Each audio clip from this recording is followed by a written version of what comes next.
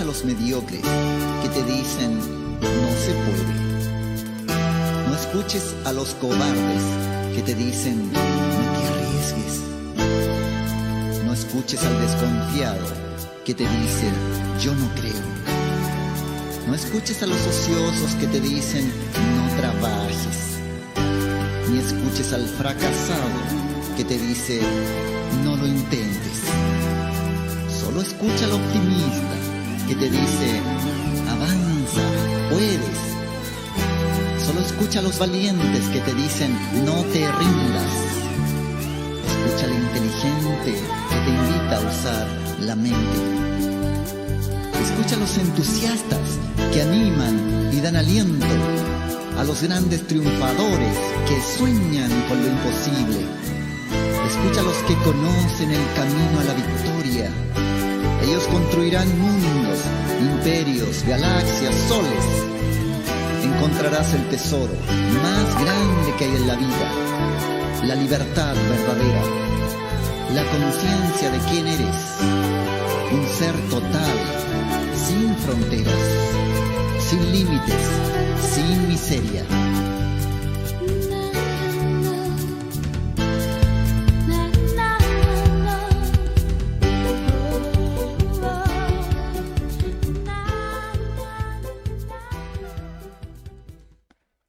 Bendiciones, queridos todos. Bienvenidos a su magazine informativo Vive Consciente, con la dirección de Luz Esperanza Castro Jaimes, registro Colegio Nacional de Periodistas 0723. Todas las bendiciones para el equipo de trabajo de Magazine Informativo Vive Consciente, Último Minuto Cúcuta y Notidía. Y todas las bendiciones para ustedes, mis queridos oyentes, mis queridos cibernautas. Seguimos en paro, tenemos ya más de 8 días en paro. Hoy hubo una serie de actividades en la ciudad de Cúcuta, donde incluso observamos que la policía se acercó a hablar con los estudiantes y les dijo que todos éramos colombianos, que no fueron las palabras exactas, pero sí que no debíamos pelearnos. Somos colombianos, debemos procurarnos una Colombia cada día mejor. Debemos incluso protegernos y apoyarnos entre los unos y los otros. Y como siempre decimos en Magazine Informativo de Consciente, las protestas están dentro del marco de la Constitución, son respetables. De hecho, cualquiera en cualquier momento nos podemos estar en una situación en que queremos salir a protestar. Pero el tema es en la situación poco fácil que hay con el COVID-19, porque incluso esas situaciones de donde la policía estuvo hablando con los jóvenes, ahí estaban todos apeñuscados. Eso no puede estar pasando. Estamos en alerta roja hospitalaria hoy. Hoy tenemos alerta roja hospitalaria. Entonces es muy grave la situación, mis queridos. Y la otra parte es que no deben ser las protestas, no debe permitirse la infiltración de los vándalos. Para eso está la policía, el ejército, las Fuerzas Armadas de Colombia, y el Estado colombiano nos tiene que responder por esa seguridad, pero poco fácil cuando se le permite a los vándalos hacer todo un desastre, toda una estrategia de maltrato a la policía y a la destrucción a la propiedad privada, a la propiedad pública. Incluso no tenemos una forma de controlar la cantidad de videos mentirosos que montan en las redes y los mandan por toda Latinoamérica queriendo mostrar algo que no es la verdad y queriendo ocultar la verdad, y es ese terrorismo del cual es parte la FARC, ELN, inspirados, motivados por algunos sectores políticos. Las del día. Tenemos una situación bastante delicada con en una ambulancia. Tenemos el caso de una ambulancia. Aquí se me perdieron las noticias, ya las tengo otra vez acá. Ok. Por disturbios se suspenden las vacunaciones en Bogotá, pero en Cali también y en otras ciudades. El secretario de Salud hizo un llamado para que los ciudadanos que están marchando más los vándalos, respete la misión médica ante los hechos vandálicos de los últimos días. El secretario de Salud de Bogotá, Alejandro Gómez, anunció que por este miércoles, o sea, hoy, fueron suspendidas las vacunas contra el COVID-19 en la ciudad de Bogotá, pero el lunes también fueron suspendidas las vacunas en la ciudad de Bogotá. En Cali también fueron suspendidas las campañas de vacunación, ¿no? Entonces, íbamos atrasados. Fuera de que se han suspendido, es que vamos atrasados con los planes de vacunación. Vandalismo en Bogotá ataca más de 16 CAIs de la policía. La Secretaría de Gobierno alertó sobre los varios hechos delicados que sucedieron en los CAI de la Policía Metropolitana. Es un hecho muy grave, muy peligroso. Gracias a una reacción oportuna, la policía en la Sevillana se logró controlar las situaciones de los actos de vandalismo. La Secretaría confirmó que fueron 16 los CAI. El CAI de la Candelaria Nueva, el CAI de Ciudad Bolívar fueron totalmente destrozados. Y en el CAI de la Aurora habían 12 policías adentro, 10 alcanzaron a salir, 2 estaban quemando. De acuerdo con el secretario de Gobierno Luis Ernesto Gómez, las mayores tensiones que se vieron al momento fueron en el CAI de la avenida de la ciudad de Cali con la avenida de las Américas. Según nos reportan, hay más de 16 recientes, no de los que ya sabíamos, sino nuevos, 16 nuevos ataques.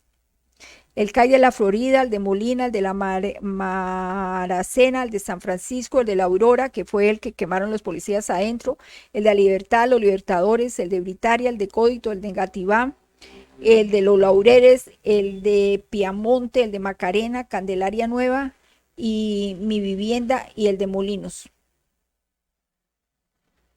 Y bueno, no sigamos hablando de todos esos desastres que ustedes ya conocen porque lo han visto en las redes, cómo siguen incendiando el transporte.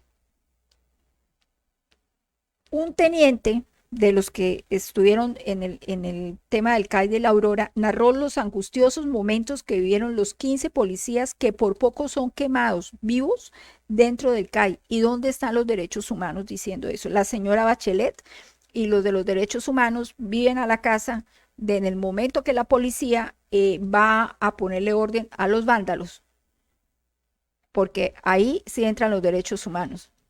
Pero, y es más, el verbo, lo que ellos utilizan es defendiendo a los vándalos y queriendo atacar a la policía y acusar a la policía, porque la policía no tiene derecho a defenderse. El teniente decía que observó una turba de personas que rodeaban totalmente el CAI. En ese momento cerraron las puertas y empiezan a lanzar bombas molotov, piedras, palos y todo tipo de objetos contundentes.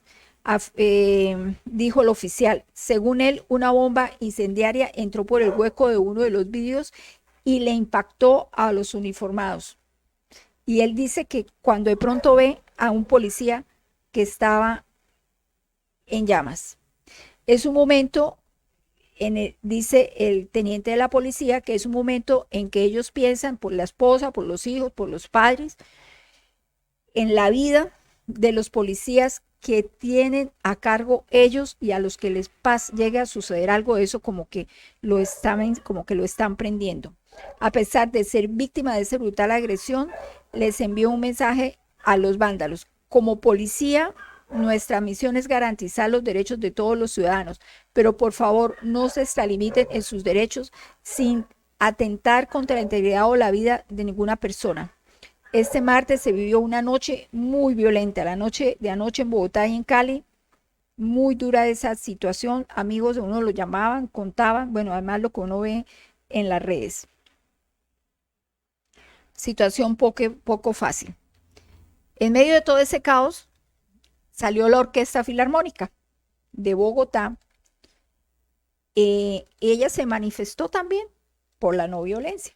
Dio un concierto invitando a la ciudadanía a la no violencia, ¿no? Eso nos pareció un detalle muy interesante. En el puente de Aguas Negras, en Puerto Parra, la Policía Nacional de Colombia cogió 3 buses llenos de venezolanos que iban con la orden de sembrar caos. Yo ayer era que iba a mostrar un video, ¿cierto? Pero seguramente metí mal el dedo, puse el dedo donde no era y borré el video. Eso era un video que me había enviado un amigo que el domingo en la noche para amanecer el lunes, domingo en la noche, había pasado por los patios y había visto 3 buses que estaban montándose puros venezolanos, de esos que uno ve que son como migrantes, y entonces él se para, ve eso, filma el video, me lo manda a mí y me dice, mire Esperanza, lo que están haciendo, están mandando más venezolanos para el interior de Colombia a apoyar las marchas, no las marchas, porque ellos no van a apoyar las marchas, sino van a apoyar la destrucción de Colombia, ¿no? A crear el vandalismo y crear el caos. Eso me lo mandó él el lunes y me contó que era que lo había grabado el domingo.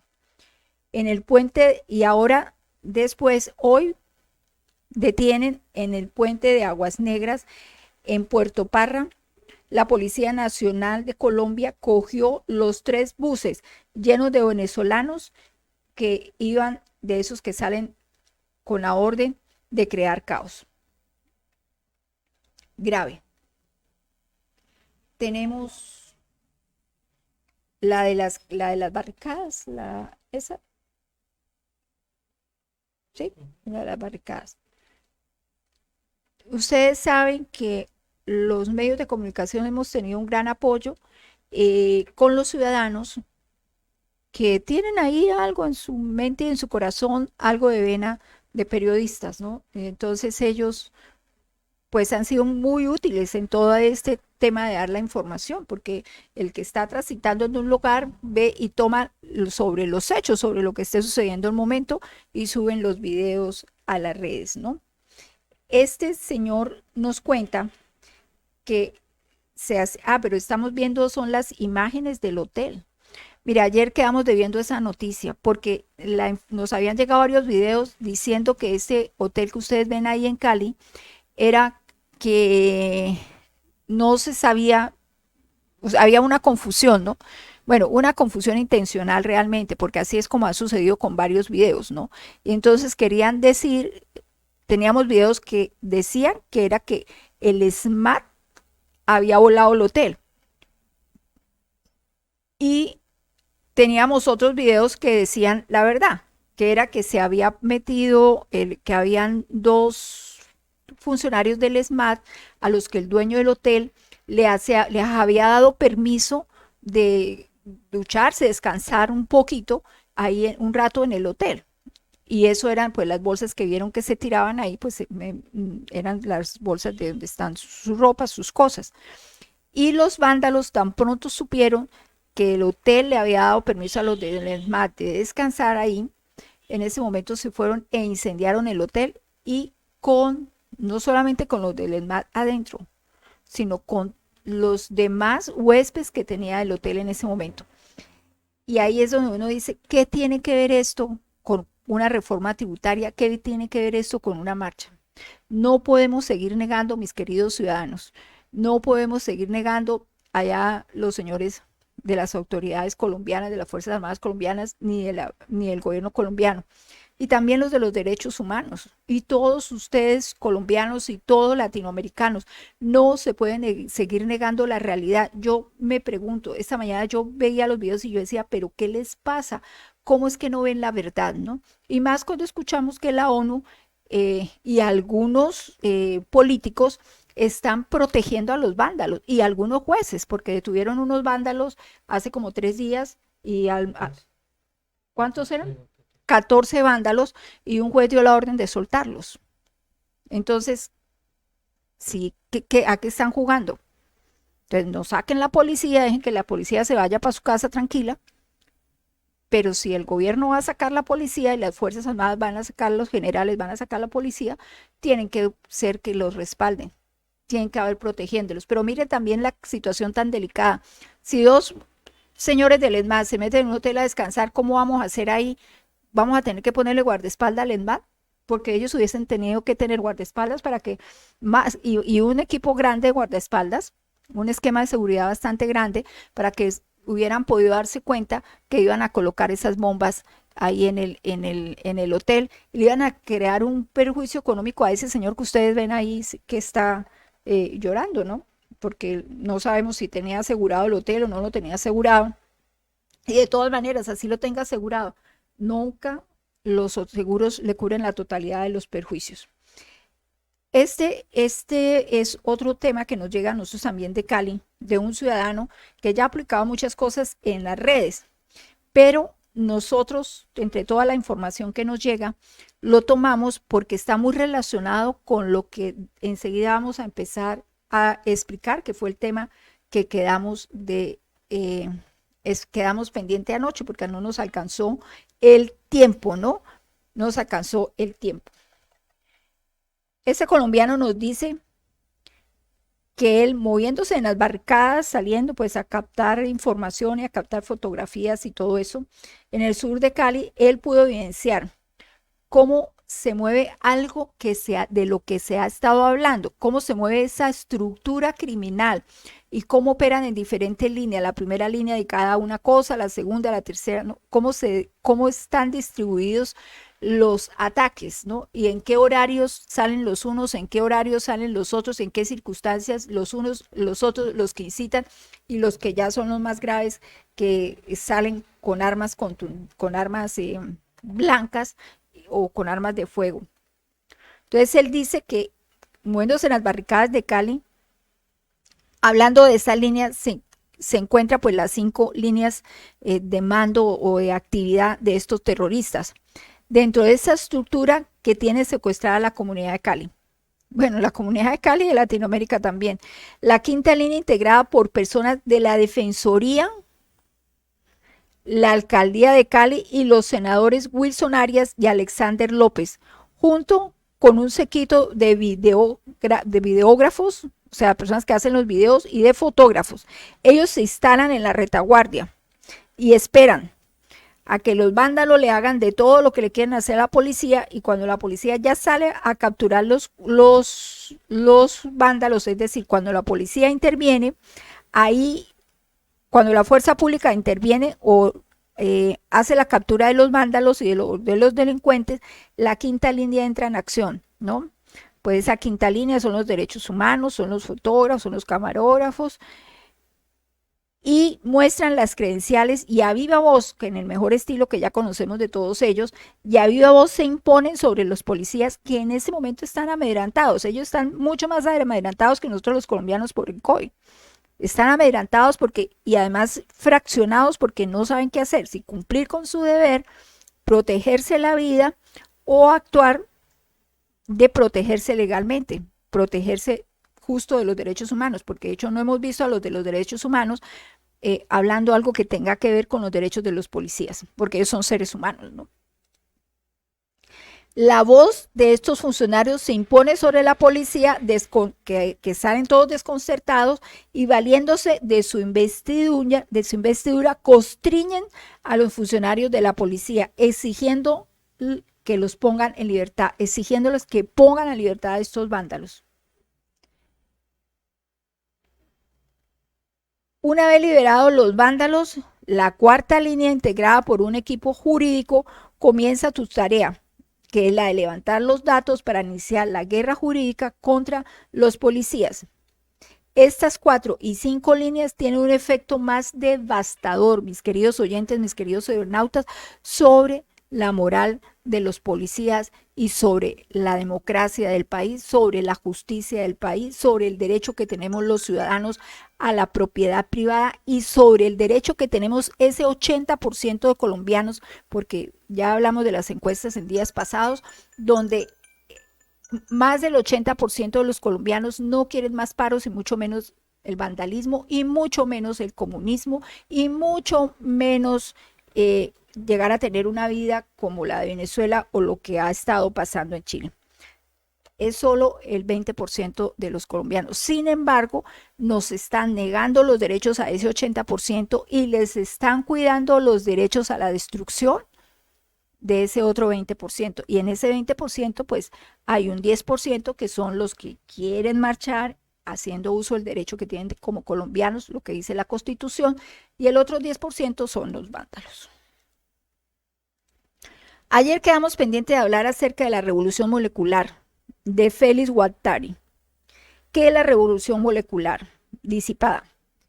Es la articulación de diferentes grupos que pueden formar un gran equipo o una gran banda, pero está estructurada con diferentes equipos que son que son difíciles de detectar justo porque son muchos, pequeños, muchos grupos formados por grupos pequeños y se van por sus subestructuras, diríamos subestructuras.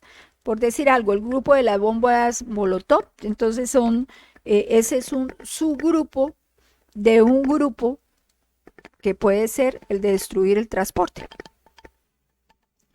Ellos están dedicados a destruir las infraestructuras críticas para el funcionamiento del país, que son el sistema de transporte masivo, los supermercados, los comercios, los bancos y los negocios en general. La estructura pública de alto tránsito en general, interrumpir la vida diaria de los ciudadanos, obstaculizar la movilidad de la gente, como taponear las vías, las barricadas, impedir o haciendo cosas como lo que están haciendo, que están cobrando peaje para pasar o les dicen cosas totalmente irrespetuosas como baile usted para yo dejarlo pasar por aquí porque esa es la ruta de él para ir a su casa. Impedir así a las personas sus actividades normales. Esto provoca una molestia masiva para hacer estallar la violencia. Activar grupos vandálicos encargados de fomentar el ánimo hostil para ofender, herir o destruir. De esa manera incrementan el conflicto, agredir la infraestructura política, la fuerza pública, en general el Estado. Coaccionar violentamente a quienes no comparten sus ideas destructivas. ¿Cuál es el objetivo estratégico de la revolución molecular disipada? Instaurar en el país en el cual se active un nuevo modelo de régimen político llamado dictadura democrática o también denominada revolución democrática, que prohíbe todos los partidos políticos y que remodela el Estado para entregarlo a la izquierda radical. ¿Cuáles son los objetivos complementarios de la revolución molecular disipada? Los objetivos son derrocar, destruir y juzgar al presidente de la República, como se llama en cada país, no importa que sea, es el que es el presidente. Convencer a la gente de que del presidente y su gobierno no dan la talla para nada. Crear división de todos los sectores políticos, económicos y sociales del país. ¿Cuáles son las tácticas de la revolución democrática para lograr remodelar el Estado? Acorralar al gobierno para que ceda a las demandas sociales y que las calles exigen. Mantener activos grupos insurgentes radicales, así el gobierno atienda demandas sociales. Los vándalos deben operar en pequeñas células difíciles de atrapar, por lo que les estaba explicando hace un rato, ¿no? Que son grupos de subgrupos de otros subgrupos de otros subgrupos. La violencia debe incluir saqueos, incendio, bloqueo de vías, destrucción de la infraestructura, para propiciar víctimas y culpar a la fuerza pública y al Estado de esa guerra asimétrica. Chantajear a los políticos moderados, centro independientes para que radicalicen sus posiciones. Atemorizar a la policía y militares por usar su capacidad disuasiva para contener el vandalismo. Ya no sería necesario eliminar la fuerza de seguridad porque ya esa no puede operar. Así es como la van devastando poco a poco. Lograr consenso en que el Estado es un violador de los derechos humanos y la libertad de expresión. Prometer que solo una asamblea constituyente calmará y acabará la protesta social. Si las marchas sociales masivas se agotan, las acciones violentas deben escalarse. Garantizar desestabilización con patrocinio personal e injerencias extranjeras. ¿Por qué mantener acciones violentas aun si el gobierno aprueba las demandas sociales? porque al modelo revolucionario en realidad no le importan las demandas de la ciudad, de la ciudadanía. Y si no, miremos cómo está el caos de Venezuela y cómo ha sido todo el tiempo Cuba y cómo fue Rusia y qué pasó con la Alemania comunista. A ellos no les importa darle calidad de vida al ciudadano, a ellos les importa tomarse el poder porque sí. No le importa su nivel de ingreso ni la calidad de su atención en salud o si tendrían pensiones. Lo único que a ellos les importa es el modelo revolucionario, es el poder a través de cualquier medio. Entonces, yo me puse en la tarea de buscar a alguien que sepa bastante del tema.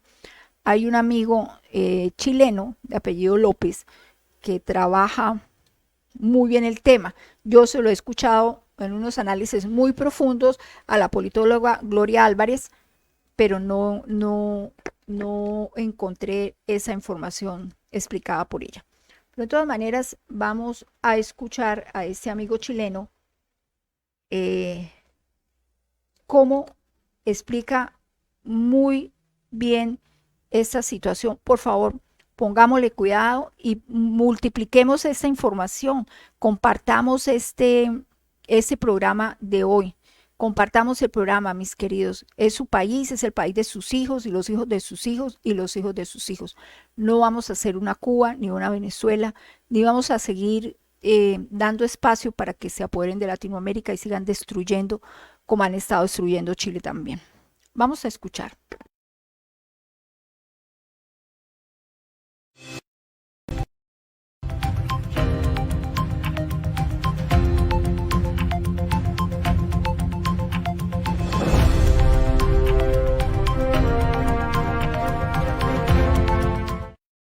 Muy buenas tardes, amigos. Este es el segmento Los Diálogos del Montonero, un espacio en el que conversamos con políticos, con economistas, con intelectuales, en fin, con todos los actores que están enfrentando esta terrible pandemia, esta recesión que afecta al Perú, a América Latina y al mundo.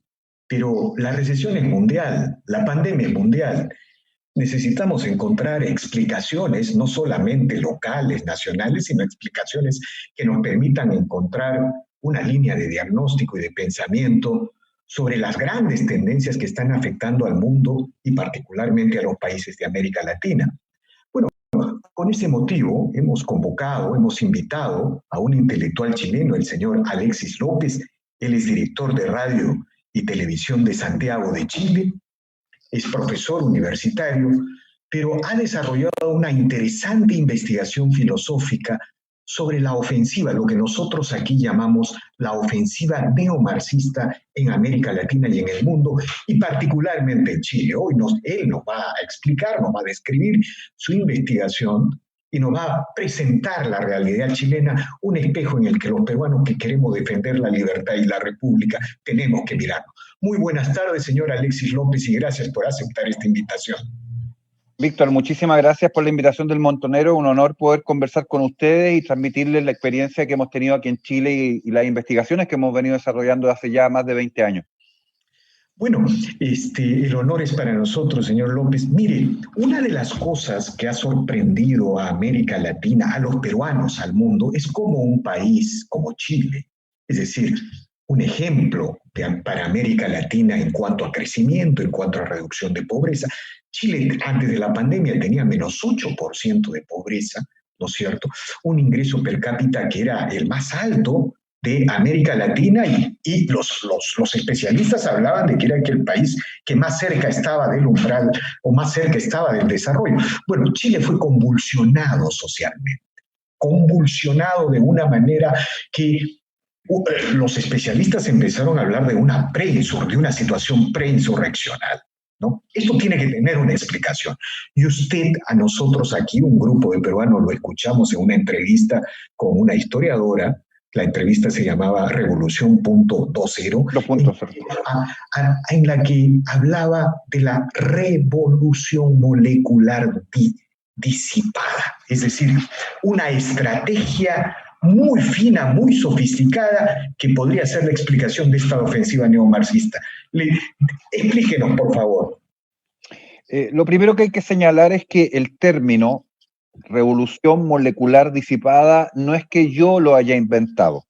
Es una cosa súper importante porque como fui el que lo dio a conocer acá en Chile y ya me han entrevistado bastante de Colombia, de Estados Unidos y otros países, aparece el término ligado a esta explicación que yo estoy brindando, pero el término corresponde en realidad a uno de los ideólogos neomarxistas, que está muy bien empleado el término que están diciendo ustedes, o neocomunista, como quiera, que es Félix Guattari. Y vamos a detenernos en este personaje un segundo porque es importante que la gente lo conozca. Félix Guattari es un francés, estudió básicamente lingüística y es uno de los al menos 4 autores de un modelo nuevo del punto de vista filosófico que se llama deconstrucción. Y ustedes han conversado en el canal anteriormente sobre deconstrucción, así que solamente señalar que allí se encuentra Michel Foucault como uno de los más importantes y el primero, Jacques Derrida, el segundo, Félix Guattari, el tercero, y Gilles Deleuze, el cuarto. Aunque hay más, después de ellos vinieron muchos más. Ellos están asociados a algo que nosotros conocemos como la Revolución del 68 en Francia, en París particularmente, ¿no? Fueron profesores y han sido profesores largo tiempo en Francia, en diversas universidades, pero básicamente en la Sorbonne, y desarrollaron esta nueva propuesta filosófica que conocemos como deconstrucción. Una de las aplicaciones de deconstrucción en términos táctico-prácticos es el modelo de revolución molecular disipada que planteó Félix Guattari. Así que el autor del modelo es él, no quien está conversando, yo soy solo el mensajero. Esa es la primera noción. Ahora, el nombre es largo y a la gente le cuesta un poco entender por qué es tan complejo el nombre, pero desagreguémoslo. Revolución porque se trata literalmente de un modelo revolucionario, como cualquier modelo revolucionario del pasado o del siglo XX.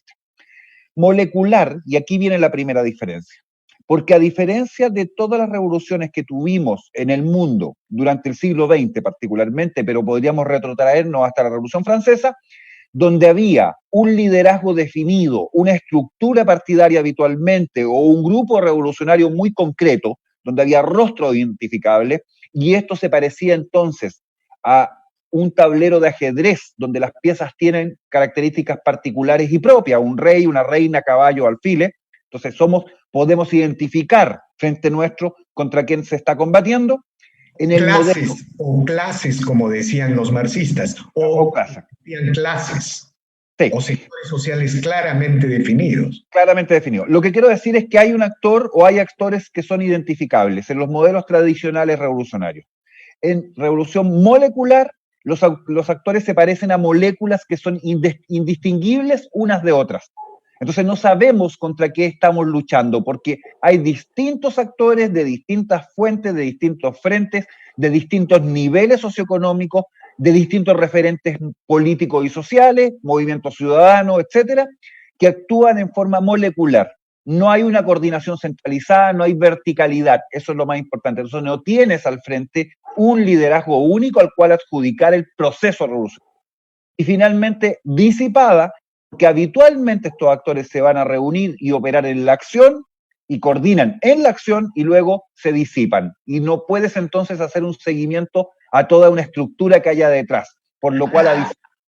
Permítame una pequeña interrupción, pero claro, es molecular y es disipada, pero a la hora de producir una situación preinsurreccional, ponen, como en el caso de Chile, al borde del abismo al sistema de derecho y al sistema político constitucional. O, por llamarlo de alguna manera, algo de eso se pretende hacer, por ejemplo, en Estados Unidos, aunque no lo logran hacer todavía, utilizando esta muerte lamentable de Floyd para cuestionar el orden constitucional. Pero, digamos, se han derribado estatuas como la de Washington, como la de Cervantes, como la de Andrew Jackson, pero la estatua de Lenin en Seattle está fuerte y firme.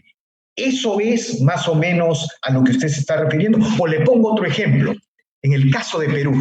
Mire, en el caso de Perú, un día amanecimos sorprendidos. Uno de los grupos económicos más grandes, el más importante probablemente, una empresa Alicorp, le cambió el nombre a una marca de mazamorra histórica, con el que han crecido nuestras abuelas y tatarabuelas, negrita. ¿Cómo puede la cultura peruana estar al margen del folclore moreno? Le cambiaron negrita. Y casi una semana antes hubo un documental en la que un guerrillero terrorista, asesino de policías, era presentado como un héroe. Eso es la revolución molecular disipada. Pero, digamos, ¿cómo se genera esto? ¿Cómo se construye esto? Lo que ocurre es que en deconstrucción, y deconstrucción es solamente el último la última de las actualizaciones del marxismo a lo largo del siglo XX. Durante el siglo XX, al menos en 6 oportunidades, el marxismo se pensó a sí mismo, ¿ya? Y se cambiaron las tácticas y la estrategia. Las más conocidas y más cercanas en el tiempo son la transformación que hizo Gramsci en Italia, esto es en la época de la Segunda Guerra Mundial, donde él planteó de que el marxismo clásico había errado al pensar de que era la infraestructura, es decir, la economía o los bienes o los medios, la que determinaba la creencia. Y él planteó entonces que lo que había que hacer era trabajar sobre la creencia, la superestructura. Esa fue una de las primeras grandes transformaciones. Sobre las ideas de Gramsci vino después una escuela muy importante que es la escuela de Frankfurt, o en realidad el Instituto para el Neomarxismo, que así se llamó originalmente la escuela de Frankfurt. Y la escuela de Frankfurt le sumó a las ideas de Gramsci la idea de que había que operar sobre el inconsciente de las personas, sobre la psique de la persona. Y se agregó ahí una cantidad importante de teoría práctica, y esta escuela permeó enormemente, porque recordemos que los miembros de la escuela de Frankfurt tuvieron que emigrar a Estados Unidos, y quedó entonces una base en Estados Unidos de formación de marxismo formidable que sigue operando hasta el día de hoy. Bueno, son los que controlan digamos, la cultura, el sentido común de las universidades norteamericanas, de la Ivy League. ¿No? O sea, si usted ha tenido oportunidad, como yo lo he hecho, de visitar Berkeley en San Francisco, ¿no? En Oakland, en realidad, usted entra a la Universidad de Berkeley y al inicio de la entrada a la universidad hay una especie de salas de kioscos donde la imagen más importante es la imagen del Che Guevara, o la imagen de Fidel Castro, o la imagen de Marx, o la imagen de Lenin. Esa universidad es uno de los focos del llamado progresismo en Estados Unidos o la izquierda norteamericana, pero es escuela de Frankfurt, aparte de muchas otras, porque estos profesores alemanes que emigraron a Estados Unidos dejaron allí un semillero académico que sigue dando y rindiendo frutos hasta el día de hoy. Finalmente, sobre estas dos nociones, que son Gramsci más escuela de Frankfurt, más escuela austrohúngara y otras más, que son propias de estas modificaciones del marxismo, viene a construirse entonces la escuela de la deconstrucción francesa. Y es en esa escuela particular de la deconstrucción donde hay un otro giro radical. Si Gramsci había dicho que lo que había que hacer era la conquista cultural o la lucha cultural, los deconstruccionistas se preguntaron cuál era entonces el foco, la primera herramienta de la cultura, y acuñaron una frase muy clave, que la primera herramienta de dominio es el lenguaje. Entonces, por eso ellos se especializaron en lingüística y son formalmente académicos de lingüística francesa. ¿Y por qué en el lenguaje? Porque cuando yo le pregunto a usted, Víctor, dígame qué significa, si es la forma más sencilla posible para usted, aborto. Para mí es asesinato. Perfecto, pero en el sentido común, aborto es un tema polémico y discutible. Okay, absolutamente. ¿No solo quería que acuñara una noción. La gente que es pro vida y yo entendemos al aborto como el asesinato de un bebé por nacer. Eso es clarísimo. Para otra gente es derecho sobre el propio cuerpo y así. No quiero entrar en la discusión respecto a qué implica realmente. Pero ahora le voy a hacer una segunda pregunta para que entendamos un poco cómo opera lo que estoy señalando. Ahora, ¿usted me podría decir qué significa aborto en deconstrucción? No asesinato. Evidentemente. No es asesinato. No es asesinato. No es asesinato. Es, digamos, puede ser un acto de libertad de la mujer, puede ser una situación particular, pero la idea de que una vida está siendo cegada y está siendo interrumpida es un factor o un concepto secundario. Ok. A eso se refiere. Sí, pero ahora se lo voy a explicar en términos de deconstrucción y qué es lo que ellos hacen. Aborto en deconstrucción literalmente es ab, que significa fuera de, orto, que es lo recto, la regla, la norma. Entonces, en deconstrucción, el objeto es salirse de la norma y la herramienta para salirse de la norma es matar al feto. Eso es un accidente, no es lo fundamental. Lo fundamental es que a través del asesinato del feto, la mujer se sale de la norma. Eso es aborto en deconstrucción. Cambia el lenguaje, porque el sentido del lenguaje en deconstrucción cambia por completo. Bueno, entonces, y esa deconstrucción sirve para autoridad, fuerza armada, orden, justicia, es decir, para todo. Todos los conceptos que organizan una sociedad. Para todo. Entonces, cuando los deconstruccionistas empiezan a incorporar términos en el lenguaje que significan otra cosa, porque dicho en deconstrucción significa otra cosa muy distinta a lo que la gente común y corriente entiende, entonces hacen una deriva donde todas las capas sociales, donde todos los segmentos políticos van a ser mutados, modificados, porque la deconstrucción, y esto es sumamente relevante, no solamente opera sobre la izquierda tradicional, sino también, y más importante, opera sobre la derecha. Y la derecha empieza a ocupar entonces, sin siquiera entenderlo, conceptos que son propios de la deconstrucción y por ende son propios del comunismo. Ellos no lo saben. Bueno, eso es lo que estamos viendo a nivel mundial, con la llamada globalización. Así es. Por ejemplo, el señor Trump está empeñado en que se cumplan los acuerdos de libre comercio con respecto al capitalismo chino, es decir, el capitalismo chino no respeta los derechos de propiedad, y no hay capitalismo si no se respetan derechos de propiedad. ¿Cómo se pudo haber inventado la máquina de vapor y todas sus versiones sin derechos de propiedad? Lo que hizo que en Inglaterra surgiera la máquina de vapor eran los derechos de propiedad, ¿no es cierto? Pero China no los cumple. Y sin embargo, Trump quiere que se cumpla este principio fundamental del capitalismo y esto es lo más sorprendente, los liberales del mundo lo llaman proteccionista. Eso es deconstrucción.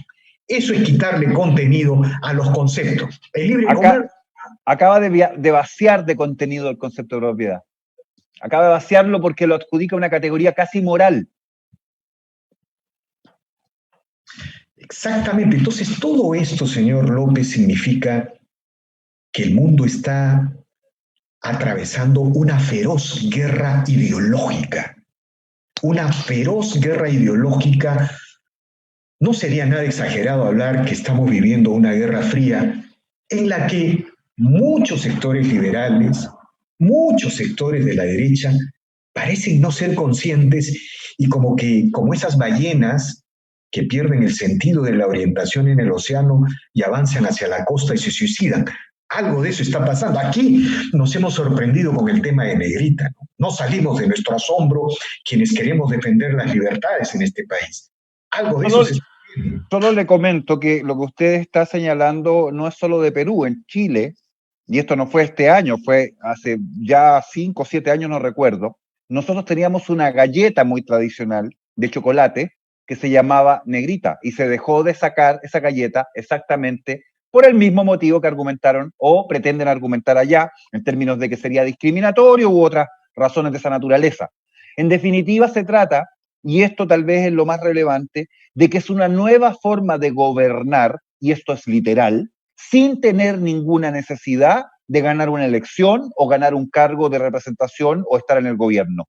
Porque para que haya curso político, basta entonces con que haya una fuerza que encauce poder a través de determinado curso político para que la política vaya por ahí. Y lo que han hecho los liberales en Chile y en todo el mundo, y es un sector del liberalismo, ha sido comprarse todas estas teorías, tesis y sentencias en el fondo que la deconstrucción ha ido instalando. Y por ende ellos están deconstruidos y sirven al proceso revolucionario. Ahora, esto no es nuevo. Gramsci señaló él mismo de que el socialismo es, lo dijo así, liberalismo maduro. Es decir, no hay posibilidad de pasar a un Estado socialista si no es con liberales que asumieron las categorías propias del socialismo. Qué interesante lo que usted acaba de señalar. Gobernar sin ganar una elección. Bueno, miren, el Perú, durante los gobiernos de Toledo, no de García, mucho menos de García, de Humala, de PPK y del actual presidente Vizcarra, que en realidad ha gobernado el mismo sector. Aquí en el Perú, digamos, en el debate ideológico, se llama a este sector el llamado sector caviar. Pero qué interesante. Y han gobernado sin ganar una elección.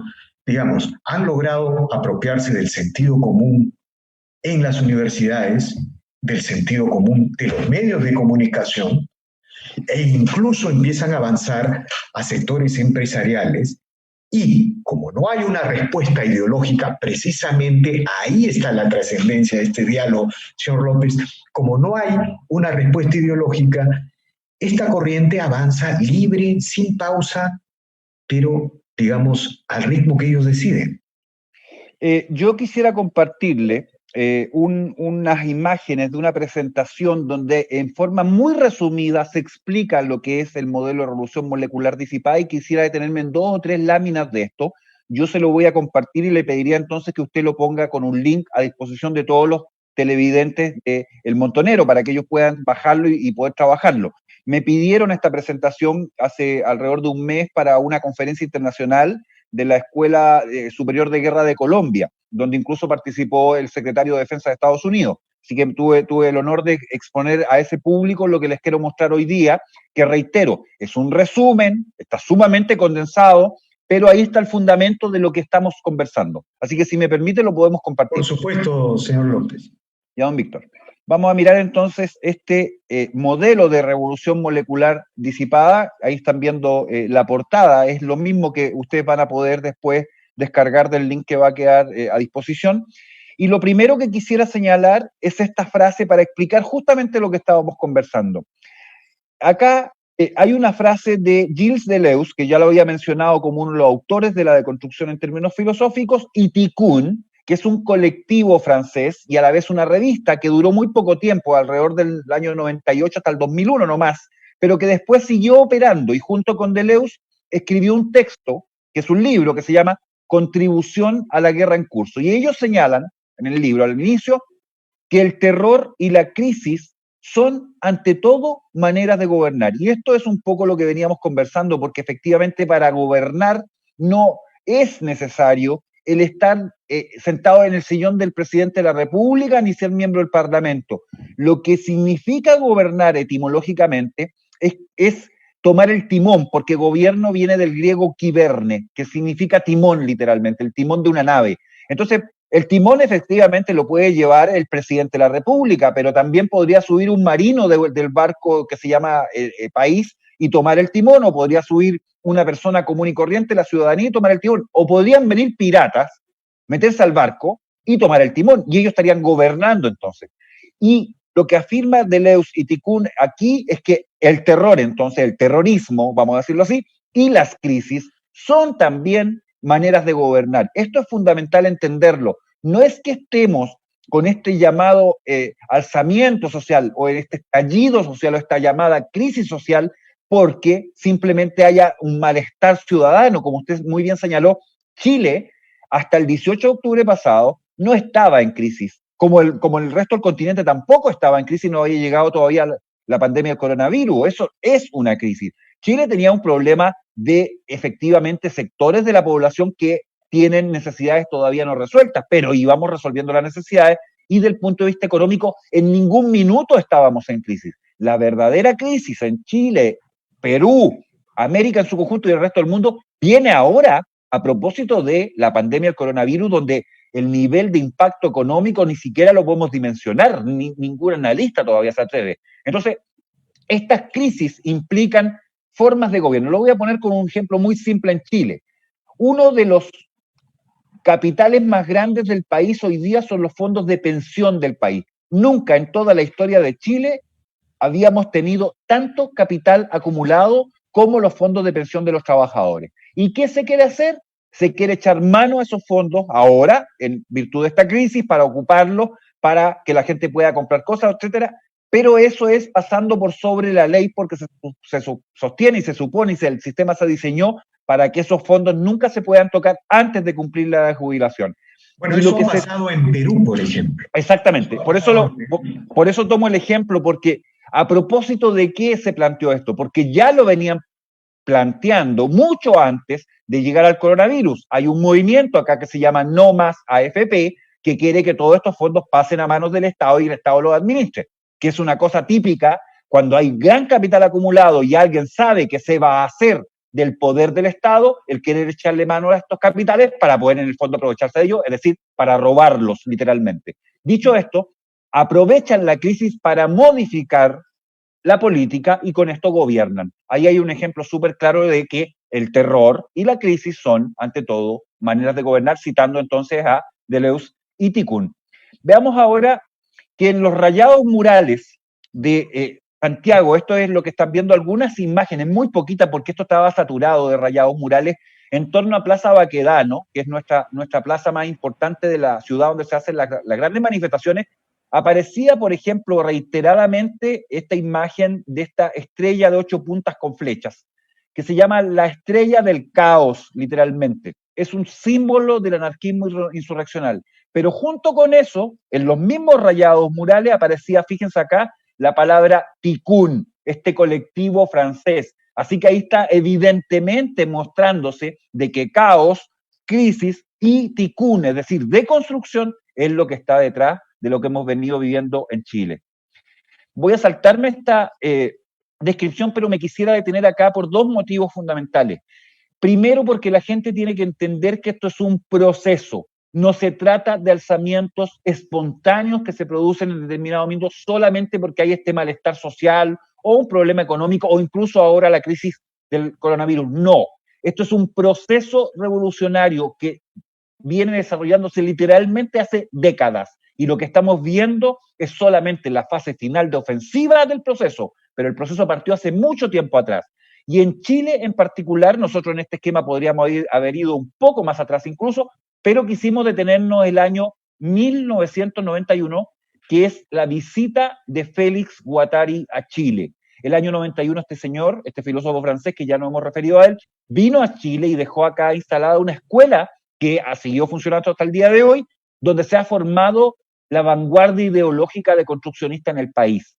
Ahora, ¿por qué Guattari es tan importante? Bueno, en Chile tuvo esta breve pasada, dejó instalada la escuela y después no volvió a venir.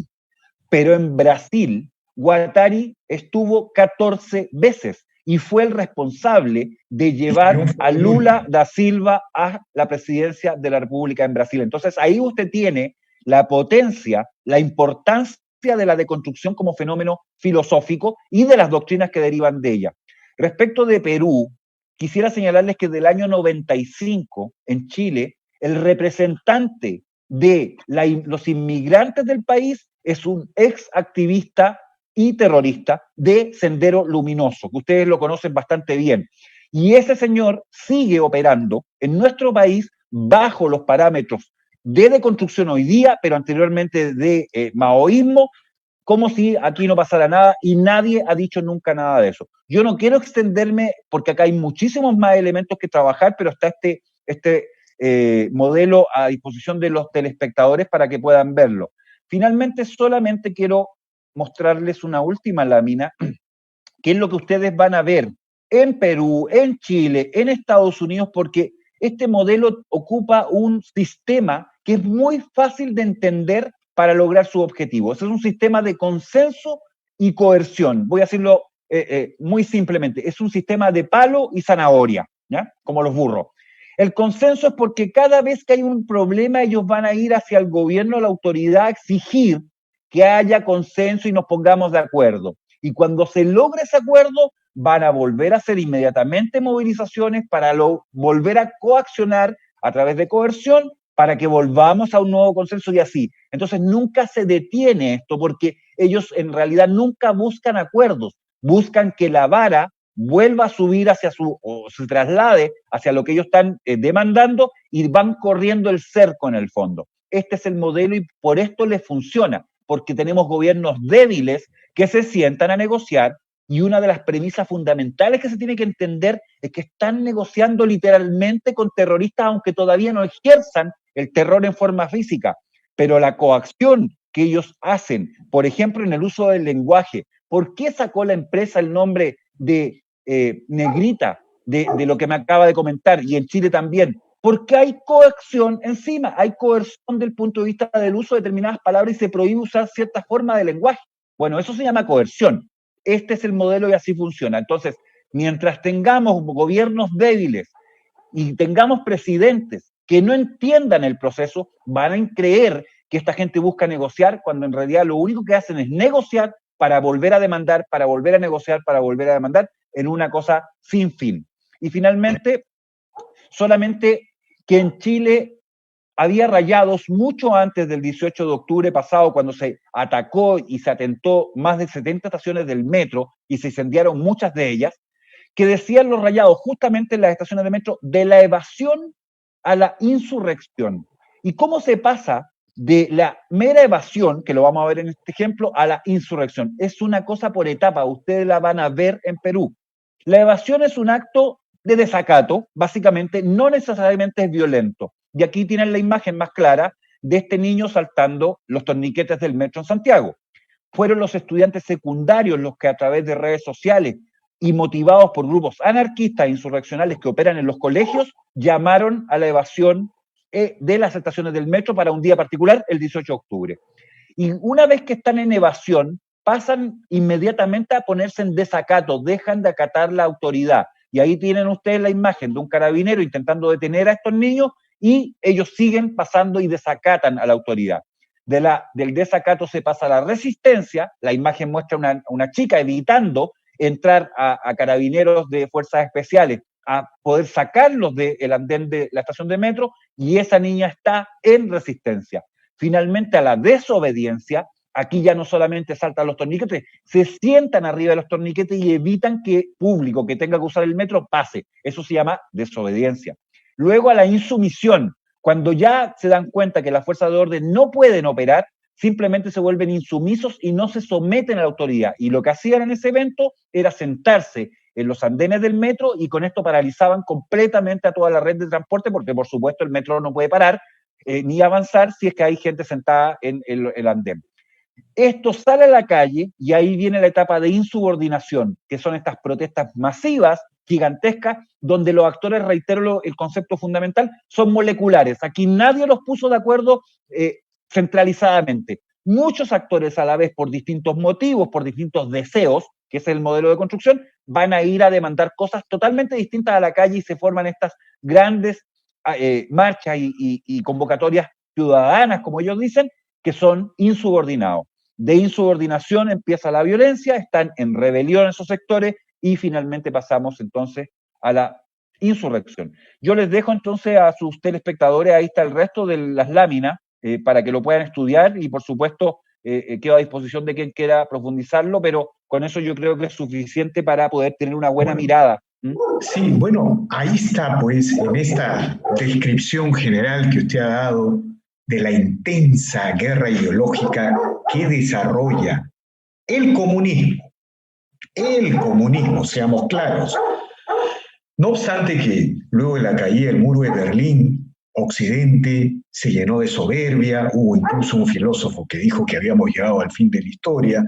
Bueno, pues esta descripción que usted está señalando, junto a los hechos globales que están sucediendo, nos están indicando que el comunismo está pasando de una situación de resistencia post-muro de Berlín a una situación de equilibrio, pero estamos viviendo ya una ofensiva. Ofensiva. Estamos viviendo una ofensiva en países de América del Sur, sobre todo. Y Estados Unidos también. Bueno, en Estados Unidos hay que ver cómo va la cosa, ¿no?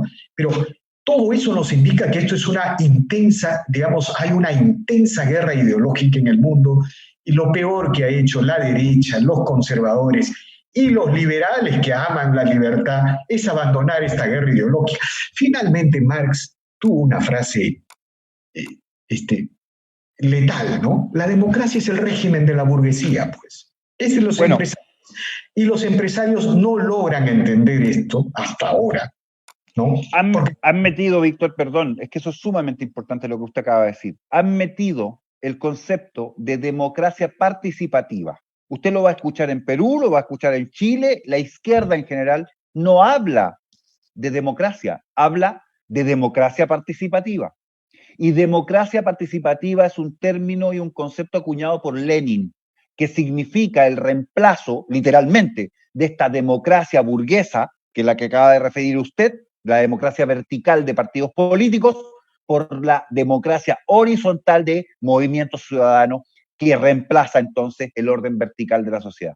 Eso es democracia participativa. Bueno, y acá va una pregunta, digamos, para entrar a un tramo final de nuestra conversación, señor López. Bueno, todo esto apunta pues a cuestionar a Occidente como tal, a calificarlo como un régimen del hombre blanco, patriarcal, de machos, que oprime a las culturas no occidentales y que desarrolla la revolución industrial que está llevando al mundo pues al desastre, a la destrucción.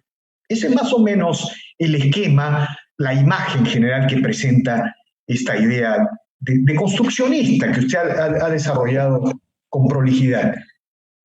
Pero ¿no es hora acaso de hacer de construcción, no sé cómo llamarlo, desde el lado de la libertad o regresar a las fuentes, por ejemplo, democracia, ¿no? Los republicanos anglosajones y los padres fundadores de Estados Unidos no hablaban de democracia. Cuando se les preguntaba a ellos generalmente, por ejemplo, a los padres fundadores, si en Estados Unidos estaban construyendo una democracia, ellos respondían, no, un momentito, democracia hubo en algunas ciudades de griegas y luego de Julio César, cuando Julio César, con las masas y las mayorías, asalta las instituciones. Nosotros estamos construyendo una república, que es el gobierno de las instituciones, una república que se elige por una mayoría, pero que se gobierna con las instituciones, porque las mayorías gobernando nunca han producido libertad. No es qué tenemos que hacer los que defendemos la libertad, el sistema republicano y la economía de mercado. ¿Por dónde va la cosa, señor López? Usted acaba de decir una cosa que es absolutamente fundamental. Al igual que en Estados Unidos, nuestras revoluciones de la independencia fueron para establecer sistemas de república. Y por eso somos república hasta el día de hoy. El modelo que quiere implantarse es un modelo de soviets en Chile y en el mundo. Soviet significa consejo. Y consejos son lo que hoy día está plagado el Estado vertical, porque se han metido los consejos de la sociedad civil en toda su estructura. Yo quiero invitarlos a ver en mi canal, hay un video que se llama ¿sabe cuántos soviets hay en Chile? Porque tenemos literalmente miles de soviets hoy día, que son una estructura horizontal metida dentro del Estado, por ley, que está operando en función de este modelo que no es un modelo republicano. En un modelo republicano tradicional tenemos 3 poderes. En Chile ya tenemos 5 poderes porque se suman hoy día la Fiscalía, que opera como un poder autónomo, y además la Contraloría General de la República, que está operando porque tenemos un Contralor que es un verdadero dictador, como otro poder del Estado autónomo más. Lo es desde el punto de vista constitucional, pero se ha sobrepasado en sus atribuciones. Entonces lo que está en juego, literalmente, no es solamente la democracia por este reemplazo de la democracia tradicional, que todos conocemos y entendemos, por esta llamada democracia participativa, que son los soviets operando en el fondo, sino lo fundamental es que se quiere desmontar a la república. Y lo que tenemos que defender es a la república. Eso fue lo que los padres de la patria nos legaron a toda América. Entonces, está en juego eso, que es un modelo de gobierno de la estructura del Estado particular. Eso es lo que se está tentando y desmontando. Porque lo junto con lo que usted ha dicho, vamos a ver post pandemia un intento formal a nivel global de la instauración de políticas globales y de un gobierno mundial, a través, por supuesto, de organismos como la OMS, la ONU y otros. ¿Y de qué se van a aprovechar? De la pandemia para exigir e imponer determinadas medidas. Bueno, en toda época, desde que se inició la idea de un gobierno mundial, y esto hace más de un siglo atrás, porque partió en 1850 aproximadamente, lo fundamental para que exista un gobierno mundial es terminar con los estados nacionales, es decir, terminar con las repúblicas. Y eso es lo que está operando desde el lado de la deconstrucción en la forma que lo he expresado. Entonces, ¿qué tenemos que hacer? Volver a nuestros principios. Nosotros somos herederos de una revolución, que es la Revolución Francesa. Y en la Revolución Francesa se destronó, literalmente, un régimen monárquico y se reemplazó por república. Bueno, nosotros tomamos ese mismo modelo y finalmente no destronamos, porque en el fondo los cabildos en América se originaron para defender a la autoridad del rey, pero cuando cesó la autoridad del rey español, bueno, asumimos nosotros como ciudadanos la representación del poder de nuestras naciones, y eso terminó dando origen a la república. Entonces, termino solo con esto, Víctor, muy breve. Está en juego la república, y quien no entienda esto, no entiende lo que está ocurriendo. Bueno, incluso, señor López, hay que ir más allá. Lo que la derecha latinoamericana, la derecha mundial, los empresarios tienen que entender que si no volvemos a la filosofía, al humanismo, a la cultura, y solo creemos que vamos a defender la libertad con proyecto económico y defendiendo o dando el gran debate económico, bueno, ya vemos lo que está pasando en Chile, lo que está pasando en Perú. E incluso hay que ir mucho más. Usted mencionó la Revolución Francesa. Por ejemplo, yo particularmente soy bien crítico de la Revolución Francesa por el jacobinismo, ¿no? Sí, claro. ¿No? Los republicanos anglosajones, los padres fundadores, habían tomado distancia de ese jacobinismo que arrasó instituciones. Pero en fin, hay que ir a eso. Pero yo, antes de culminar esta valiosa entrevista, esta valiosa conversación, quiero hacerle una pregunta. ¿Chile se salva, señor López? ¿Se salva de la ofensiva colectivista de este Estado preinsurreccional post-pandemia? Nosotros estamos en insurrección ya desde el 18 de octubre. El proceso revolucionario no se ha detenido un minuto en el país, inclusive con la pandemia. Hoy día volvieron a quemar camiones y buses en el sur, en la provincia de Arauco.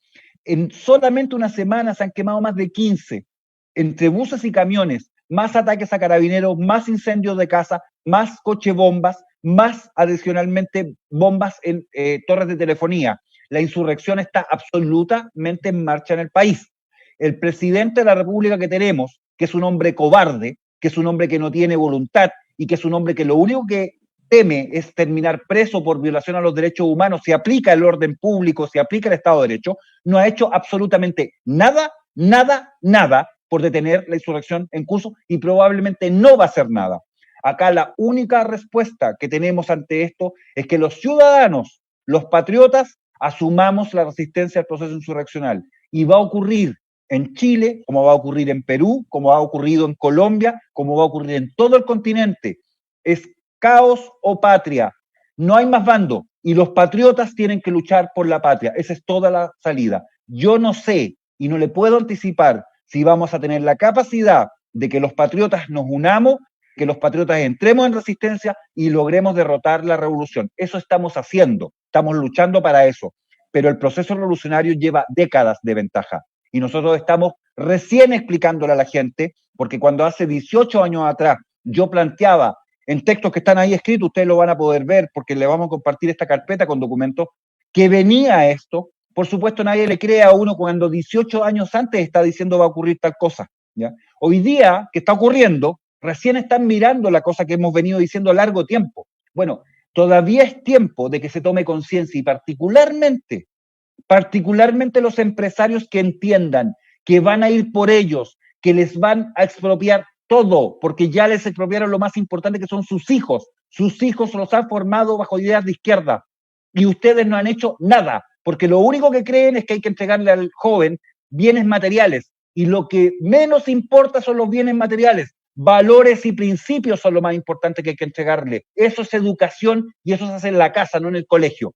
Entonces, mientras esa derecha económica que cree que la economía guía a la política y la economía nunca ha guiado a la política, siempre es resultado de una determinada política. Y mientras eso no lo entiendan, este proceso va a avanzar sin freno ni porque no tiene contradiscurso, que es lo fundamental. Y lo que se requiere entonces es volver a pensar cuáles son los valores y principios que defendemos como base, como piso, y por eso hablo de patria como primer principio, y sobre eso construir un contradiscurso que se oponga a esta insurrección en curso.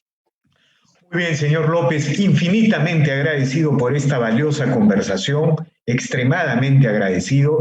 Sabemos que este análisis, esta descripción, este diagnóstico que ha desarrollado usted va a servir de mucho, no solamente a quienes queremos defender las libertades en el Perú, sino a América Latina y quizá también al mundo, porque Ese es el espíritu de la respuesta que hay que desarrollar. Infinitamente agradecido, señor López. Muchas gracias. Víctor, muchísimas gracias a usted y un gran saludo a Perú y fuerza a los patriotas en Perú también. Muchas gracias.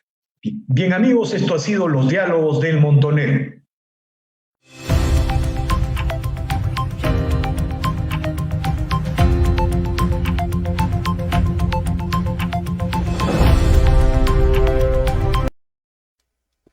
Mis queridos, esta es una tarea que les dejo. Por amor a su república, por amor a mi república. Esa frase que este amigo chileno dijo al final, nos expropiaron los hijos. Ojo, los empresarios van a ir por sus empresas, pero mira el proceso psicológico tan fuerte. Yo recordaba una conferencia en la que yo estuve de un alumno de López en Chile hace muchos años, basado en una especialización que estábamos haciendo que se llamaba la ciencia y las filosofías, que aprendimos mucho acerca de las religiones y cómo en el pasado las religiones estaban entrelazadas con la política. Y hubo un momento en la humanidad en que casi todas partes del mundo eran las religiones las que manejaban las políticas de los países, ¿no? Entonces, ciencia, religiones, filosofías y la influencia de ellas en la política. Eso era lo que estábamos estudiando. Pero hace como 13 años quizás, que yo estuve en una conferencia y ahí nos hablaban de eso. Y uno decía, sí. Y todos los que estábamos allí, que éramos de diferentes nacionalidades, decíamos, sí, lo que está pasando en Latinoamérica, sí, ya veíamos vestigios de lo que es, vestigios no, estábamos en Venezuela en esa problemática ya, pues no como estábamos ahorita, pero ya Venezuela estaba en esa problemática, ¿no? Y ya estaba el proceso de Argentina y el de Brasil, estaba el proceso de Lula en el Brasil. Y fíjense algo tan interesante. Yo, además de periodista, soy terapeuta y soy experta en liderazgo y coach y en neurolingüística. Y uno le ofrece a una empresa los servicios para cambiar las estructuras que los funcionarios de la empresa tienen acerca de la responsabilidad de la empresa y entender que la empresa es como un bien de ellos también. Es decir, que si la empresa quiebra, ellos también quiebran. Si la empresa le va bien, ellos también van bien. Pero así como uno lo hace para eso, así también lo hacen para hacer este proceso de manipulación con el lenguaje para los jóvenes. En el caso que estamos pasando ahorita, con el lenguaje para los jóvenes. Esa frase esa frase que acabaron de decir allí es una frase que me quedó impactada en todo mi ser. Nos expropiaron los hijos, porque eso es una gran verdad. Yo siempre he dicho que esta generación que está entre los 20 años, 22, 25, 27 años, 16 y eso, era una generación muy sabia. De hecho, los terapeutas decimos que era una generación, la generación de cristal, porque ellos traían suprema sabiduría. Pero constringieron toda esa sabiduría de ellos y los pusieron en un estado de ignorancia. Y nosotros nos dimos cuenta porque eso lo hicieron desde los colegios, desde las universidades, y no solamente en Colombia, sino en todo Latinoamérica. Siempre me escuchan en el Magazine Informativo y Consciente decir, por favor, cuidemos la República. Por eso es que en el programa, los programas y antiguamente se hacían, todos los programas de radio y televisión ponían siempre los himnos y ponían las banderas y poníamos oración patria, la oración a la bandera, porque son procesos del inconsciente de cuidar el amor por la patria. Y los jóvenes de ahora no tienen amor por la patria, tienen amor por como decía un amigo mío que días, por un pisco, porque no lo podemos decir, para no decir una palabra más negativa, por un pisco que tiene sus esquemas y modelos mentales criminal. Y todo lo piensa como criminal y todo lo habla como criminal y por eso solo puede incitar a lo criminal.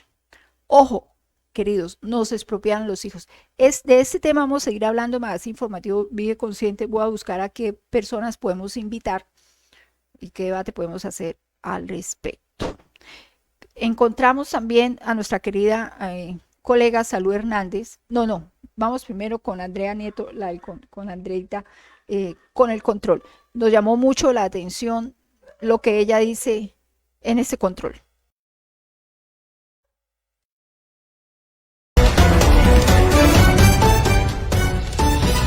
Hoy le haremos el control a la nueva estrategia de Gustavo Petro en medio de la ola de violencia más crítica y generalizada en los últimos años en Colombia. Petro ha sido meticuloso, sagaz, inteligente. A diferencia de otros paros, Petro públicamente ha manejado cierta prudencia. Pero sus cuadros políticos, sus fichas, sus congresistas se han encargado en campo de absolutamente todo. Petro está moviendo todos los hilos del paro. Recordemos que Petro decidió volver al país el pasado 17 de abril, después de 4 largos meses de vacaciones por allá en el Mediterráneo, en Italia, y volvió con toda. Veamos. Petro hizo una alocución al país justo horas antes de que iniciaran las movilizaciones. El discurso de Petro fue muy cuidadoso. Es que sabía que no podía desacatar el fallo de la jueza Nelly Villamizar, que ordenaba la suspensión de las marchas. Y por eso no invitó a la gente a marchar, sino a parar. Recordemos sus palabras. No abra su negocio mañana. Permita que sus empleados no trabajen. No saque su carro mañana, ni su bus, ni su camión, ni su taxi. No vaya a trabajar. No compre gaseosas. No compre en grandes superficies comerciales. No haga transacciones financieras. Sálgase de los fondos privados de pensiones y entre a Colpensiones. No se suba a Transmilenio. Si hace eso, no se enfermará y le dará una victoria contundente al paro y a la tranquilidad social. El día del paro, Petro no trinó ni marchó, pero lo que se vio en las calles fue una evidente coincidencia con sus instrucciones. Se vandalizaron los sistemas de transporte público, el mío en Cali, Transmilenio en Bogotá. Vandalizaron una oficina del Grupo Aval en Cali y otra más de la vivienda durante el fin de semana. Saqueos en almacenes de grandes superficies, comercios saqueados y la gente, esa que tanto dice defender Petro, no pudo ir a trabajar.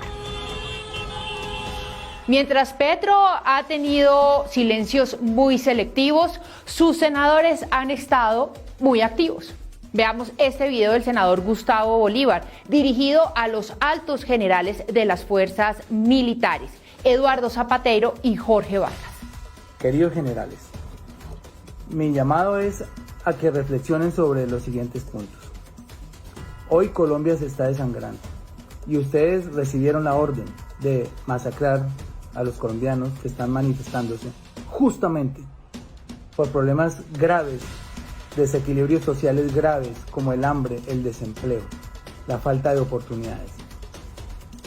Yo sé que ustedes reciben órdenes, pero ustedes también son seres humanos y tienen una autonomía que les da el libre albedrío de obedecer una orden o de cumplirla o de cuestionarla. ¿Qué dirán los generales?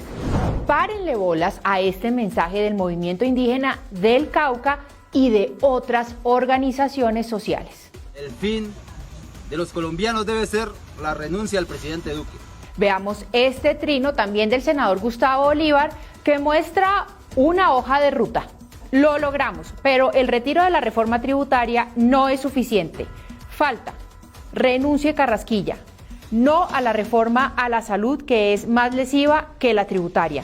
Ni perdón ni olvido. Asesinatos y violaciones no quedarán impunes. Uribe a la Corte Penal Internacional. Gracias, Cali. El paro sigue. Y un trino más de Gustavo Bolívar con chulo verde de tareas cumplidas. Retiro de la reforma tributaria. Hecho. Renunció Carrasquilla. Hecho. Pendiente. Reforma de la salud. judicializar asesinos de manifestantes y al que dio la orden. Petro siguió dando instrucciones desde su cuenta de Twitter. Convocó a los alcaldes alternativos, que casualmente son de las ciudades en donde más desmanes, vandalización y violencia se han presentado. Están disparando a matar. Derechos humanos, urgente. Invito a Claudia a construir una reunión con el alcalde Medellín y Cali para trazar una política común que detenga la represión del Estado y se pueda volver a la tranquilidad ciudadana. La invito a oponerse con sus colegas a la reforma tributaria y pedir su retiro. ¿Qué pensará Claudia, como la llama Petro, y los alcaldes de Medellín, Daniel Quintero, y de Cali, Jorge Iván Ospina? El gobierno retiró la reforma tributaria y Petro celebró. El pueblo colombiano ha ganado. Es suya esta victoria popular. Ha aprendido la fuerza de su propia acción colectiva. Ha ganado en confianza en sí mismo y la posibilidad de cambiar la historia. Gracias, juventud. Gracias, gente trabajadora. La fuerza desestabilizadora de Petro quedó comprobada. Aprovechó el grandísimo error del gobierno nacional de presentar una reforma tributaria que, si bien era necesaria, sobrepasaba los límites de la sensatez y la empatía con millones de colombianos que están quebrados. El país se encuentra en medio del caos y en río revuelto. Recordemos que en las últimas encuestas, si hoy fueran las elecciones, Gustavo Petro sería el nuevo presidente de Colombia. Y pues si como senador se comporta como presidente dando alocuciones nacionales, imagínenselo cuando ya esté en la Casa de Nariño. Veamos una vez más el trino del senador Gustavo Bolívar, ese que les digo de los chulos con las metas cumplidas. ¿Se acuerdan cuando el Premio Nobel de Paz, Juan Manuel Santos, dijo que de no aprobarse el plebiscito, la guerra llegaría a las ciudades? Ahí van, lento pero seguro. Las movilizaciones continúan en las calles. Negarlo sería demente, como también lo sería negar que Petro tiene una estrategia para llegar al costo que sea a ser presidente de Colombia.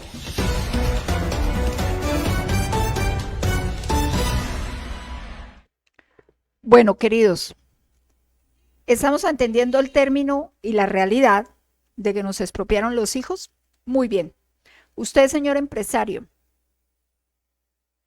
el mantra preferido de Chávez fue exprópiese, y aquí en el norte de Santander sí lo tenemos claro.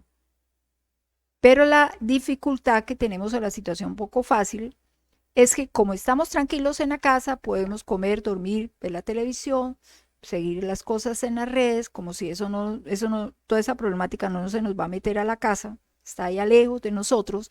Entonces es mucho más rico que Luz Esperanza Castro no me mande ese noticiero donde me habla y me despierta la conciencia de todos los problemas que hay en Colombia. Yo prefiero que ella me mande todos los links de las meditaciones y las enseñanzas de vida consciente y todo ese tema tan bonito, tan relajado, tan armónico que ella maneja. Esto no me lo estoy inventando yo, mis queridos oyentes y cibernauta. Eso me lo escriben a mí muchos amigos y muchos seguidores. Me dicen, no queremos saber nada de las noticias, no queremos saber nada de los problemas del país, no queremos saber nada, ponen en el mismo sitio a Duque y a Petro, no queremos saber nada de la policía, esos son problemas de ellos, no tenemos nada que ver con ellos. Nosotros, ¿qué podemos hacer? Siempre he dicho, lo que pasó en Venezuela realmente no es culpa de Chávez. No es culpa de los seguidores de Chávez. Es culpa de los que se dejaron manipular la mente y crear el odio que sintió Venezuela sobre Carlos Andrés Pérez, y eso los llevó a apoyar a Chávez. Es culpa de los que cuando Chávez invocó la primera reestructuración o los primeros cambios en la Constitución, lo permitieron, los que estaban ahí cerca del gobierno lo permitieron. Y les pareció muy interesante, y a esos mismos a los 2 años les tocó salirse de Venezuela y les tocó huir porque los iban a matar. Y esos medios de comunicación, como algunos medios de comunicación en Colombia, que le están haciendo el juego a estos vándalos que le están haciendo el juego, a estos